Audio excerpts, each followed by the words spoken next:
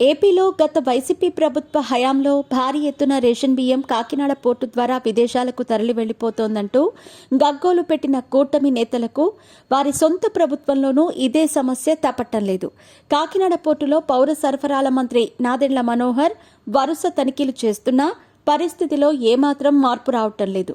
తాజాగా కాకినాడ పోర్టు నుంచి రేషన్ బియ్యంతో వెళుతున్న ఓ సౌత్ ఆఫ్రికా షిప్ను కలెక్టర్ ఎస్పీ చేస్ చేసి మరీ పట్టుకున్నారు.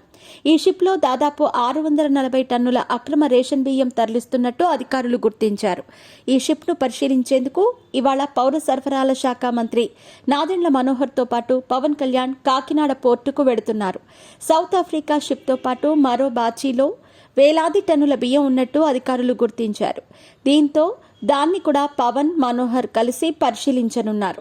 ప్రభుత్వం ఎంత కట్టడి చేస్తున్నా రేషన్ బియ్యాన్ని ఆఫ్రికన్ దేశాలకు రైస్ మాఫియా తరలిస్తూనే ఉంది. అది కాకినాడ కేంద్రంగా భారీగా రేషన్ బియ్యం కొనుగోలు చేస్తున్న 11 ఇంటర్నేషనల్ ఎక్స్పోర్టర్ను అధికారులు గుర్తించారు. వీరికి అడ్డుకట్ట వేయడానికి స్వయంగా రంగంలోకి దిగిన డిప్యూటీ సీఎం పవన్ కళ్యాణ్ ఇవాళ నేరుగా పరిశీలన చేయనున్నారు.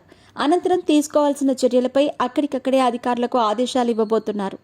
పవన్ టూర్ తర్వాత అయినా ఈ అక్రమ బియ్యం రవాణా ఆగుతుందా లేదా అనేది చూడాల్సి ఉంది.